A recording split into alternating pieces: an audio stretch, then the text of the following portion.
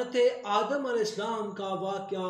हज़रत आदम अलैहिस्सलाम हमारे जद्द अमजद हैं और पहले इंसान हैं जिन्हें पैदा किया गया। हज़रत आदम अलैहिस्सलाम को जन्नत से क्यों निकाला गया?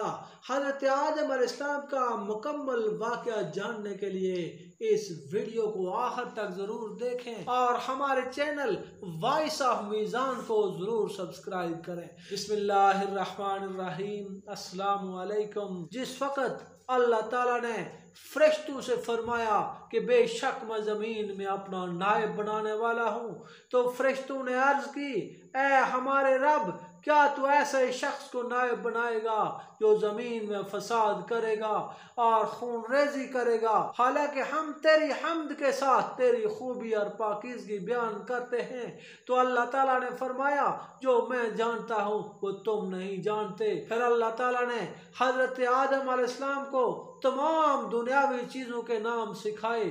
फिर इन चीज़ों को फरिश्तों के सामने पेश किया और फरमाया कि मुझे इन चीज़ों के नाम बता दो अगर तुम सच्चे हो। फरिश्तों ने कहा, है अल्लाह तू पाक है, हमें इन चीज़ों के नाम मालूम नहीं, मगर जितना तूने हमें सिखाया बेशक तू बड़ा इल्म वाला है और बड़ी हिकमत वाला है। अल्लाह ताला ने फरमाया, आदम तुम इनको इन चीज़ों के नाम बताओ। बस जब हज़रत आदम अलैहिस्सलाम ने फरिश्तों को इन चीज़ों के नाम बता दिए तो अल्लाह ताला ने फरमाया, क्या मैंने न कहा था कि आसमानों और ज़मीनों के गैब जानता हूँ, जो तुम ज़ाहिर करते हो और जो तुम छुपाते हो। जब अल्लाह ताला ने फरिश्तों से कहा कि आदम अलैहिस्सलाम को सजदा करो तो सब फरिश्तों ने सजदा किया, मगर इब्लीस ने इनकार किया और अपने आप को बड़ा समझा और काफरों में से हुआ। और हमने हज़रत आदम अलैहिस्सलाम से कह दिया कि तुम और तुम्हारी बीवी जन्नत में रहो, जहां से चाहो जन्नत के रिज्क से खाओ और उस दरख्त के करीब मत जाना। अगर तुम इसके करीब गए, इससे खा लिया तो तुम जालिमों में से हो जाओगे। बस शैतान ने इन दोनों को फसलाया और उनको जन्नत से निकलवा कर छोड़ा। फिर हमने उनको हुक्म दिया, इस जन्नत से उतर जाओ, तुम एक दूसरे के दुश्मन हो, तुमको ज़मीन में एक मुकर्रर वक्त तक रहना है और फ़ायदा उठाना है। बस आदम अलैहिस्सलाम ने अपने रब से अपनी गलती की माफ़ी मांगी तो अल्लाह ताला ने उन्हें माफ़ कर दिया और हमने कहा, तुम सब के सब जन्नत से उतर जाओ, अगर मेरी तरफ से तुम्हारे पास हदायत आए तो उस पर अमल करना। जो लोग मेरी नाफरमानी करेंगे और मेरी आयात को जुटलाएंगे वो दोज़ख में रहेंगे। और अल्लाह ताला ने फरमाया, बेशक हज़रत ईसा अलैहिस्सलाम की मिसाल आदम अलैहिस्सलाम की तरह है। अल्लाह ताला ने उसको मट्टी से पैदा किया, फिर इसको कहा कि आदम हो जा, बस वो आदम बन गया।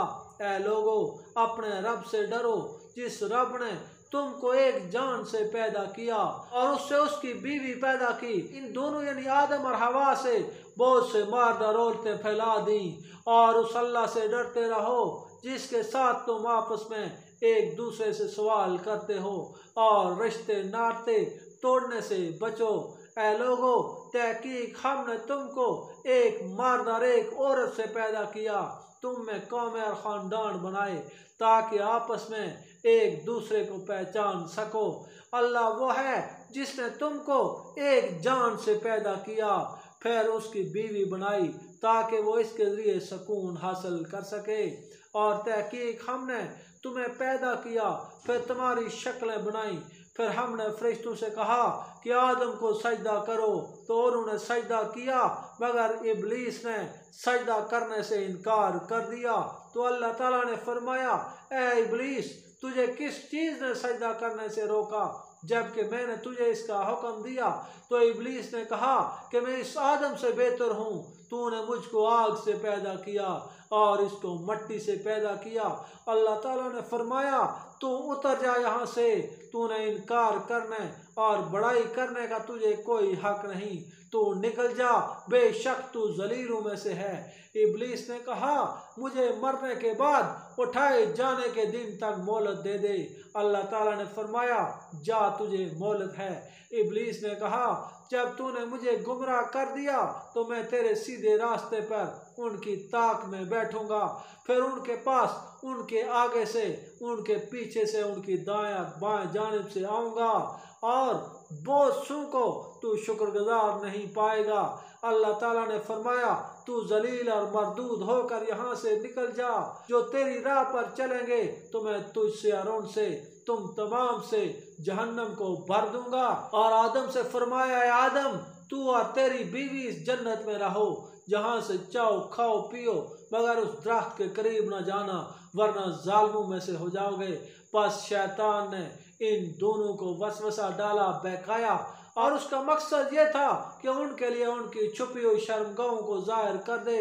और उसने कहा, तुम्हारे रब ने इस दरख्त से इसलिए मना किया ताकि तुम फरिश्ते न बन जाओ या इसमें हमेशा रहने वाले न बन जाओ। और कसमें खाने लगा, सामने कहने लगा, यकीनन मैं तुम्हारा खैर ख्वाह हूँ। आखिर उसने धोखा देकर उनको फिसला लिया, तो जो ही उन्होंने वो दरख्त चखा तो उनकी शर्मगाहें उनके लिए जाहिर हो गईं। वो मारे शर्म के जन्नत के दरख्तों के पत्तों को अपने ऊपर चिपकाने लगे। और उनके रब ने उनको आवाज दी, क्या मैंने तुमको दरख्त से रोका नहीं था और कहा नहीं था कि यकीनन शैतान तुम्हारा खुला दुश्मन है। अब वो दोनों इल्तिजाएं करने लगे कि हमारे रब, हमने अपने ऊपर जुल्म कर लिया, अगर तूने हमें माफ न किया, हमारे ऊपर रहम न किया तो हम खसारा पाने वालों में से होंगे। अल्लाह ताला ने फरमाया, तुम उतर जाओ, तुम एक दूसरे के दुश्मन हो और तुम्हें जमीन में रहना है, एक वक्त तक नफा उठाना है। और इसी जमीन से पैदा किया हमने तुमको और इसी में लुटाएंगे हम तुमको, और इसी जमीन से दूसरी मर्तबा हम तुमको बाहर निकालेंगे। और हमने इंसान आदम को खनखनाते हुए काले सड़े हुए गारे से पैदा किया और जिन्नों को हमने इससे पहले आग से पैदा किया। और जब तेरे बाप ने फरिश्तों से फरमाया कि बेशक मैं आदमी को खनखनाते हुए काले सड़े हुए कीचड़ से पैदा करने वाला हूँ, बस मैं इसको पूरा बना लूं और इसमें अपनी पैदा की रूह फूंक लूं तो उसके लिए सजदे में गिर जाना। फिर सब फरिश्तों ने सजदा किया, मगर इब्लीस ने इनकार कर दिया कि वो सजदा करने वालों के साथ शरीक हो। अल्लाह ताला ने इब्लीस से कहा, ए इब्लीस, तू सजदा करने वालों में शरीक क्यों न हुआ? उसने कहा, मैं इस इंसान को सजदा नहीं कर सकता जिसको तूने बजने वाली काली बदबूदार मिट्टी से पैदा किया। तो अल्लाह ताला ने फरमाया, तू निकल जा, तू रूंधा हुआ है, बेशक क़यामत के दिन तक तुझ पर लानत है। उसने कहा, है मेरे रब, मुझे इस दिन तक मोहलत दे दे जब लोग दोबारा उठाए जाएंगे। अल्लाह ताला ने फरमाया, तो मालूम दिन तक तुझे मोहलत है। उसने कहा, है मेरे रब, तूने मुझे गुमराह किया, इसलिए मैं ज़मीन में इनके अमाल बद को खूबसूरत करके दिखाऊंगा, इन सब को ज़रूर गुमराह करूंगा, मगर उनमें से तेरे मुखलिस बंदों पर मेरा बस नहीं चलेगा।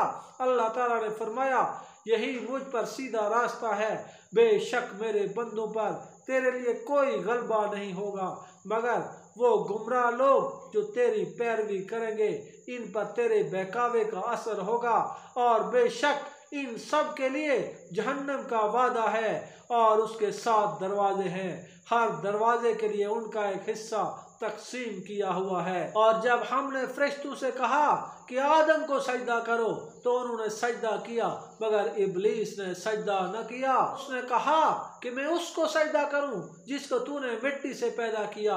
फिर इब्लीस ने कहा, अच्छा देख ले, तूने इसको मुझ पर बुजुर्गी तू दे दी, अगर मुझे भी क़यामत तक तूने डील दे दी तो मैं ज़रूर इसकी औलाद की जड़ काट डालूंगा, इसे तबाह कर दूंगा, मगर थोड़े लोग मुझसे बच सकेंगे।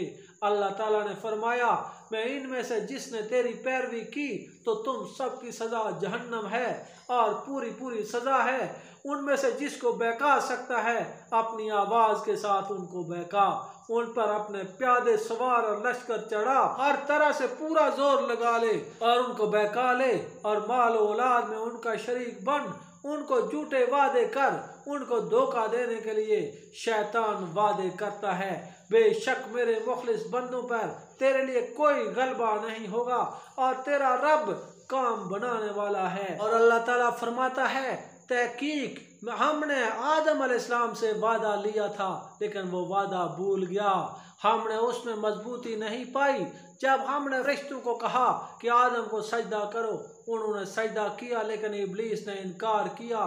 तो हमने उसी वक्त आदम से कहा था कि ये तेरा और तेरी बीवी का दुश्मन है, ऐसा न हो कि तुमको जन्नत से निकाल दे, फिर तो किसी आफत में फंस जाए यहाँ जन्नत में, तो तेरे लिए ये फायदा है कि ना तू भूखा रहता है, ना नंगा, ना उसमें प्यासा रहता है, ना धूप में जलता है।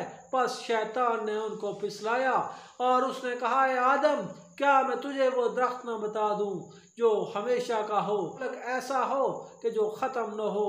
तो इन दोनों ने इसे खा लिया, पास इन दोनों की शर्मगाहें उनके लिए ज़ाहिर हो गई। वो जन्नत के पत्ते अपने ऊपर चिपकाने लगे और आदम अलैहिस्सलाम ने अपने रब की नाफरमानी की, वो भटक गया। फिर उसके रब ने इसको सरफराज किया, उसकी तौबा को अल्लाह ताला ने कबूल किया और अल्लाह ताला ने फरमाया, जिसने मेरे जिक्र से मुंह फेरा तो उसके लिए ज़िंदगी तंग होगी, हम उसको उठाएंगे क़यामत के दिन अंधा करके।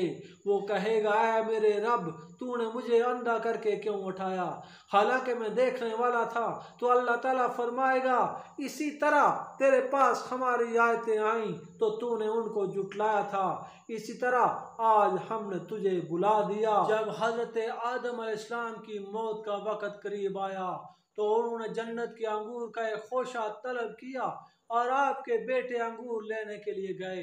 तो उनकी मुलाकात फरिश्तों से हो गई। तो उन्होंने पूछा कि तुम कहाँ जा रहे हो? तो उन्होंने कहा, हमारे बाप ने जन्नत के अंगूर खाने की ख्वाहिश का इजहार किया। फरिश्तों ने कहा, अब वापस चलो, अब इसकी जरूरत नहीं रही। वो वापस हुए तो देखा कि उन फरिश्तों ने उनकी रूह कब्ज की, फिर उनको गुस्ल दिया, खुशबू लगाई, उनको कफन दिया और जबरील अलैहिस्सलाम ने और फरिश्तों की एक जमात ने इन पर नमाज जनाजा पढ़ी और उनको दफन किया और कहा कि तुम्हारे फौत शुदगान को छुपाने का यही तरीका है। दोस्तों, अगर हमारी वीडियो अच्छी लगे तो इसे लाइक और शेयर करें और हमारे चैनल को ज़रूर सब्सक्राइब करें। मिलते हैं एक नई वीडियो में नए टॉपिक के साथ, तब तक अल्लाह हाफ़िज़।